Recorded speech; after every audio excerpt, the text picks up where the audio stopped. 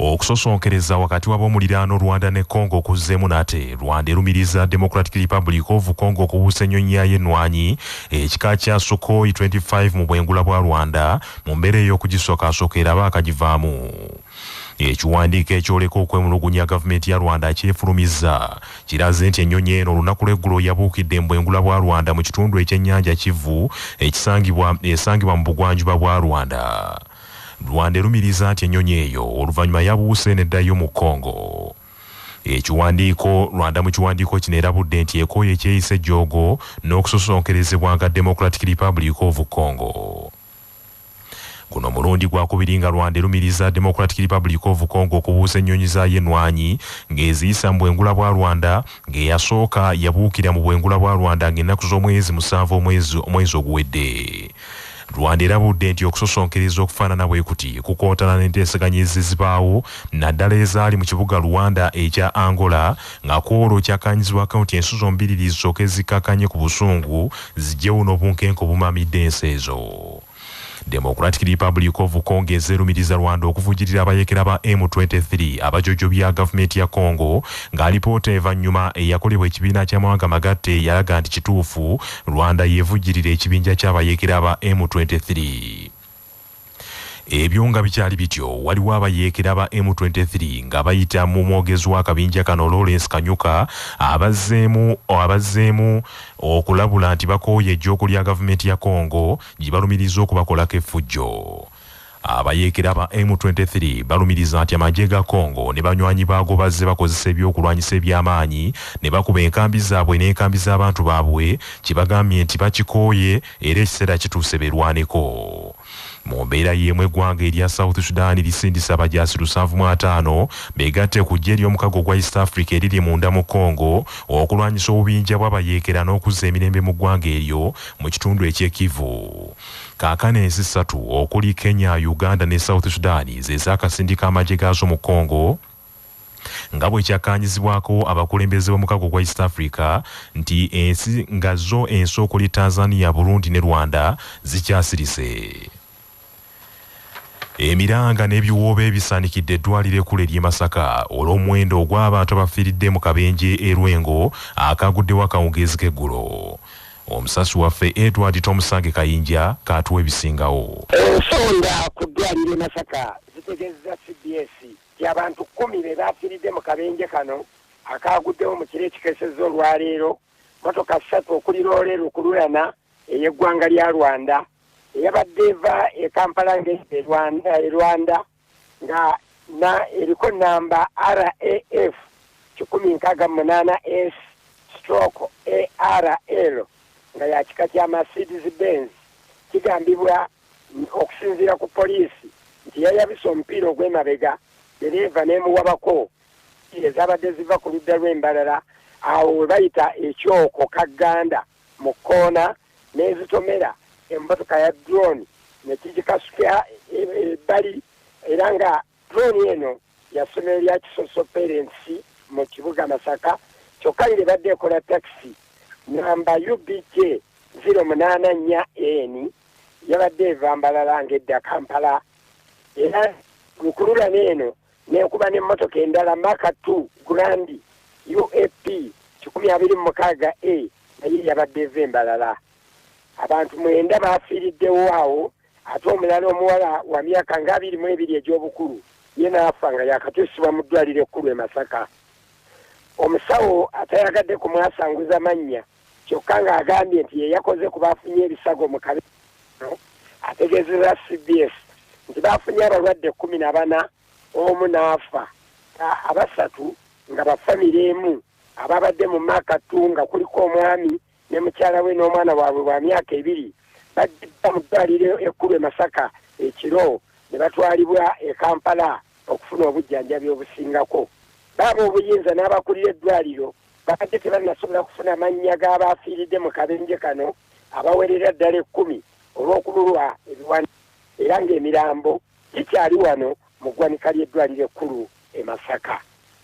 Tomusange Kayinja ku lwa CBS wano ku ddwaliro e Masaka. Abantu abasukka mu 1,000 mu ggombolola y'Erwamagwa mu disitulikiti y'Erakai bongedde okusattira tebalina we basula olw'ennyanja ya Kijja ne Barola eyongedde okwanjalira ebizinga byonna.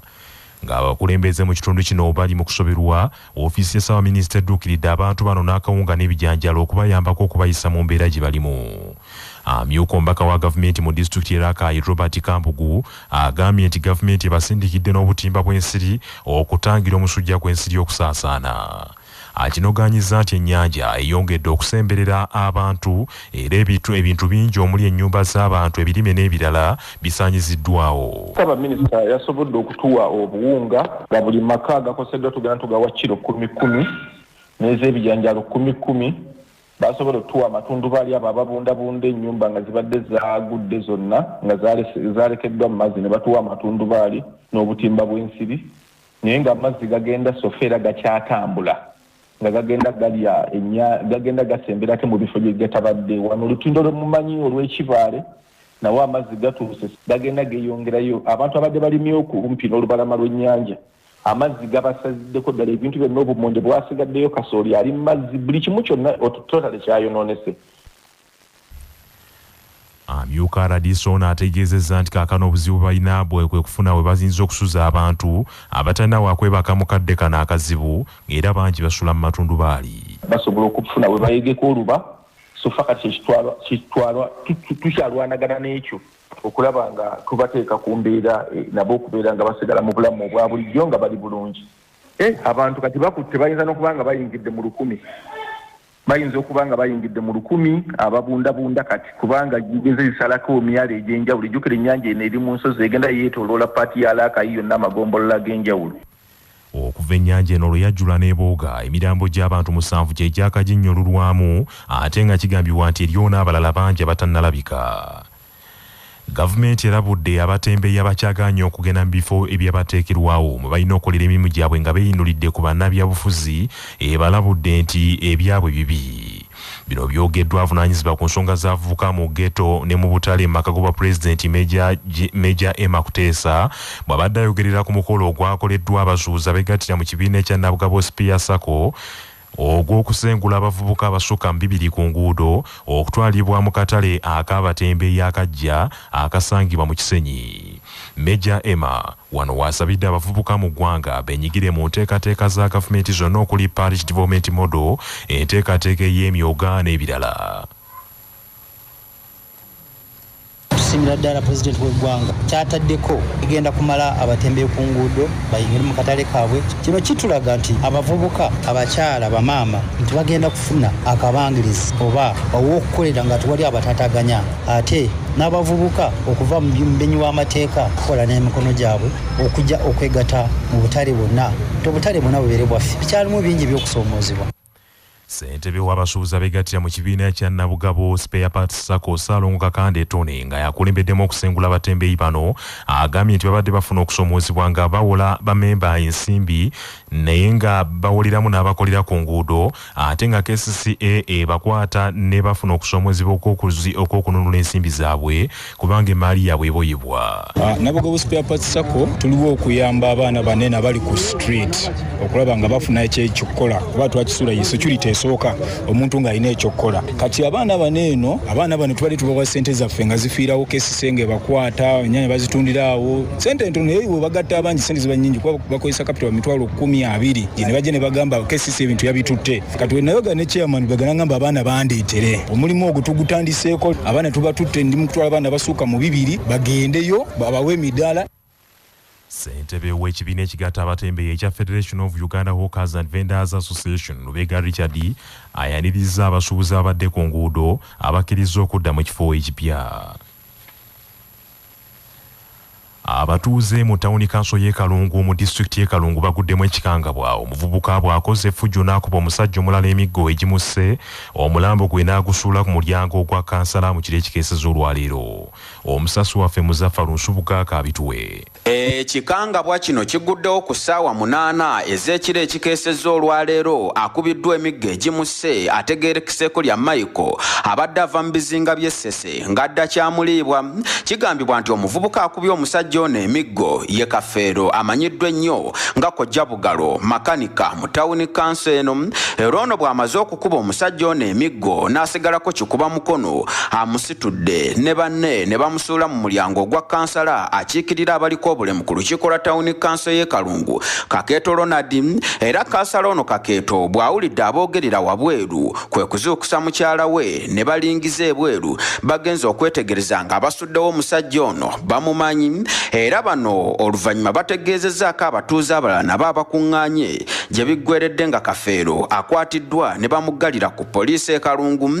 Omusajja ono gwe bakubye emiggo abatuuze kwe kusalawo bamutwale ku poliisi emufunira obuyambi, kyokka ebyembi bagenze okumutuusa ku poliisi n'akutuka. Era kansala Kakeeto Ronald atubuulidde embeera nga bw'ebadde. Mu mbeera eyo abatuuze bo n'abalala we bakuŋŋaanidde ne mbannyonnyola ebirala ebyasoose okubeerawo.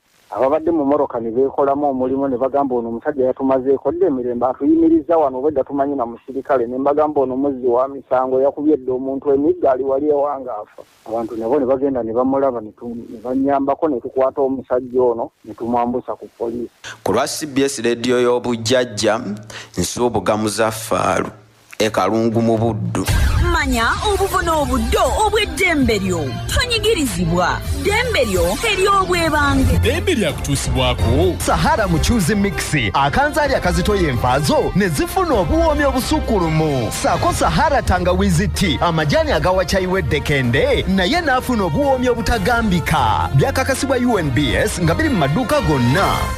Musango okutulisa ebiriroliro mu maka ago ng'osanyuka okumalako omwaka nga tofunye lukusa nga munnamateeka amagirani kaziwe bwannyonnyola.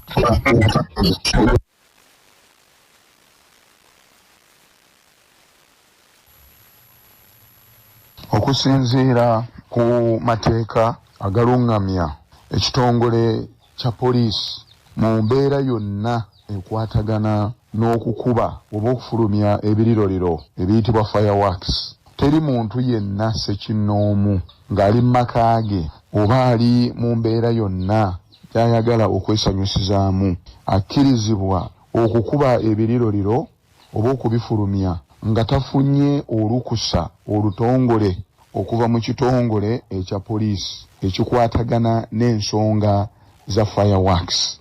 Era singa omuntu oyo kamutanda n'akuba ebiriroliro nga tafunye lukusa olwo asobola okuvunaanibwa okusasamaza abantu n'okweteeka mu mbeera ey'okwewa obuyinza obutali mu mateeka. Ng'ebula olunaku lumu lw'okutuuka ku nkuuka ya Kyabassavimba, abantu ba Ssaabasajja Kabaka basabiddwa okugenda mu bungi mu nkuuka ey'omwaka guno nga bwe bakuuma obutonde bw'ensi okuyita mu kusimba emiti.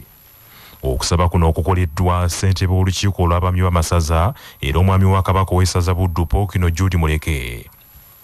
N'akoola ne bannabuddu bonna okujjula mu nkuuka Vimba n'abasaba okukozesa obulungi enguudo nga batambula okujja mu nkuuka. Ssaabasajja Kabaka tuteekera enkuuka eyo, enkuuka ya 31, enkuuka Vimba n'omulamwa ogw'okukuuma obutonde bw'ensi. Awo nno nsaba musimbe emiti mingi era mbasaba nga 31 Desemba tugende mu nkuuka ffenna ate bannabuddu ffe tubatusookayo tumaleko omwaka guno mu ssanyu ate nga tende Ssaabasajja Kabaka tuzeeyo n'obubaka bwe eri abantu obugenda okutingiza mu mwaka omujja. Mbaagaliza mwenna okuvuga obulungi ku nguudo nga tugenda okusanyuka era ne mbasaba buli omu akuume amateeka g'enguudo. Mbaagaliza okumalako omwaka obulungi. Ssaabasajja Kabaka awangaale. Ate ye omwami wa Kabaka ow'essaza Busiro Ssebwana Charles Berusiriza agambye nti bannabusiro balina ennyonta okulaba ku mpologoma n'akuutira n'abakulembeze bonna okukola enteekateeka ezireeta abantu ba Kabaka mu lubiri mu ngeri esaanidde. Tulina ennyonta ey'okulaba Ssaabasajja Kabaka. CBS yateekawo enkuuka bwe tumalako omwaka ate enkuuka eno eriko omulamu ogw'okusimba emiti. N'olw'ensonga eyo nja kukubiriza abantu baffe ffenna omulamu ogw'okutaasa obutonde bw'ensi tukutwale nga nsonga ate era tuveeyo mu bungi bannabyabufuzi ffenna abakulembeze bonna mu Busiro yonna njagala okubasaba nti guno gwe mukisa gwe tulina buli Ssaabasajja Kabaka olwava ne tumulabako tufuna essanyu n'amaanyi. Olw'ensonga eyo nja kubasaba tuveeyo ffenna tubakubiriza mujje tulina okubeerayo mu lubiri tusobole okubeera nga tubukubiriza baffe. Ssaabasajja Kabaka awangaale.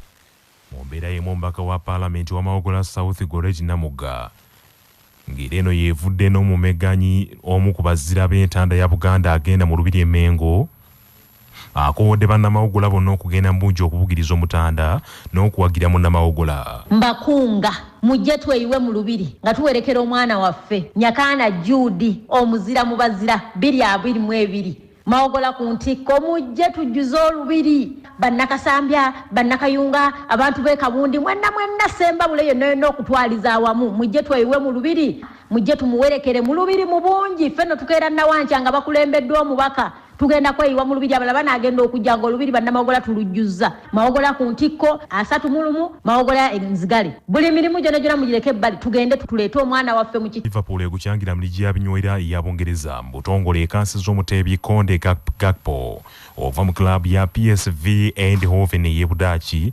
okubakyangira endiba okutandika ne sizoni eno eya Premier League egenda mu maaso.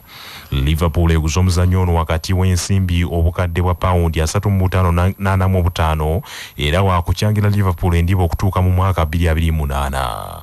Conde Gakpo ku myaka 23 egy'obukulu gy'alina yayoleseza omutindo gw'ekika ekyawaggulu mu mpaka za World Cup ezabadde Qatar mwe yatebedde goolo 3 n'okuyambako Budaaki okutuuka ku mutendera gwa quarter final. Liverpool mu kusooka yali eraze nti tegenda kugula muzannyi yenna mu katale ka January wabula olw'obuvune bw'abazannyi baayo okuli Luis Diaz ne Diego Jota kye kisinze okugiwaliriza okugula Cody Gakpo. Club ya Manchester United ya Bungereza yemu ku timu ezibadde zegwanyiza omuzannyo ono wabula tekisobose era Cody Gakpo asuubira okuzannya omupiira gwe ogusooka mu mujoozi gwa Liverpool nga 2 January bw'eneeba ettunka ne Brentford. nga tugenda mugebweru soko jjukire bino nga bikutuusibwako Eram Uganda Limited abakugu mu kutukolera eddagala lyonna lye tweyambisa mu bulunzi bwaffe ate balina n'abakugu abeebuuzibwako ne batuwa amagezi ge tweyambisa mu bulunzi ku bwereere wonna woogeetaagidde saako n'ebyuma ebyeyambisibwa mu bulunzi bwaffe bwonna. Olwalira ennaku z'omwezi 29 omwezi ogw'e12 Ntenvu 2022 lwali beeruti mu mwaka 2018 gy'emyaka 4 egyakayita okwekalakaasa kwabalukawo mu Sudaani y'e Khartoum bannansi bwe baatanula okuwakanya ebbeeyi y'eŋŋaano eyali etandikiriza okupaala wamu n'ebbeeyi y'amafuta. Okwekalakaasa kuno abangi gwe batassaako mwoyo kwatandikibwa bakyala abaali abanakuwavu nga tebakyalina kye bafumbira baana baabwe mpolampola ne kugenda nga kubuna mu bibuga ne mu byalo. Poliisi yatabangula embeera bwe yatandika okuwutula abeekalakaasi omulamwa gw'okwekalakaasa ne gukyuka okuva ku bbeeyi y'eŋŋaano ne gudda ku Pulezidenti Omar Hassan El Bashir yennyini bannansi gwe baatabukira nga bamulumiriza nti addibaza eggwanga lyabwe era yessaawa baviire. President Bashir eyali yakafugira emyaka 30 ebintu yabiyita by'amannyo wenu wabula abeekalakaasa engabo baagirumya amannyo ne beegattibwako ne bannabyabufuzi abali bakooye obufuzi bwa Bashir era mu myezi 4 gyokka Bashir eggye lye lyennyini lyamwewambira ne limuggalira nga n'okutuusa kaakano Bashir musibe. Ekikangabwa kigudde mu nsi ya Cambodia abantu 10 kikakasiddwa nti bafiiridde mu nabbambula w'omuliro akutte wooteeri n'ekibanda kya Zala. Omutawaana guno ogugudde mu wooteeri eyitibwa Grand Diamond City esangibwa mu kibuga Poipet Kinyana Mpindi n'ensalo eyawula Cambodia ku Thailand. Agavuda mu kunoonyereza wano ku Chabasa Farma gakutusibwako Amasharu Uganda Limited abakwetera eddagala Glyphoma eritorumbugu Demish obuuka bw'emmwanyi Metako ku kiwotoka essimu 0773 77 51 Mu mawulire ag'empuna mwana muwala wa myaka 30 afuuse ekizibu e Buyindi bw'ategese embaga makeke y'obugole ng'agattibwa ne Katonda mu bufumbo butukuvu. Omukyala Pooja Singi awuniikiriza essaza Rajasthan erya Buyindi bw'atuuse ku mbaga ye nga ye naanekaanekanya atonnya mooli wabula ng'omusajja bulijjo gw'asuubiza abantu tamulina. Mu bigambo bye mwana muwala ono agambye nti asazeewo awase Katonda ayitibwa Lord Vishnu omu ku bakatonda abasinzibwa mu nzikiriza y'Abahindu. Pooja Singi awadde ensonga 2 ezamuwaliriza okufumbirwa Katonda ng'esooka be bakadde be abalwanagananga buli kadde n'akulanga yenyiyo obufumbo ey'okubiri be b'oluganda lwe abadde basusse okumubanja omuko. Bannaffe amawulire ag'essaawa eno kangamalirize mu bufunze. Okusosonkereza kuzzeemu wakati w'ab'omuliraano Rwanda ne Congo. Rwanda ng'erumiriza Congo okubuusa ennyonyi ya yelwanyeko ekika kya Sukhoi 25 mu bwengula bwa Rwanda mu mbeera ey'okugisookaasooka eraba akagivaamu. Emiranga n'ebiwoobe bisaanikidde eddwaliro ekkulu ery'e Masaka olw'omuwendo ogw'abantu abafiiridde mu kabenje e Lwengo abafudde akawungeezi k'eggulo nga kaakano omuwendo guno gutuuse ku bantu 10. Abaami ba Kabaka ab'amasaza bongedde okukoowoola abantu ba Kabaka okugwera mu nkuuka ya Kyabassa ku lw'omukaaga luno nga 31 Desemba okubaawo ng'omwaka omujja omukadde 2022 guggalwamu mu butongole n'okwaniriza omwaka omujja 2023. Bannaffe amawulire ag'essaawa eno bwe gatyo bye gagenze. Sigala naffe ku CBS FM ey'obujjajja. Nze Joshua Musaasizi Nsubuga agundegunde omuterega.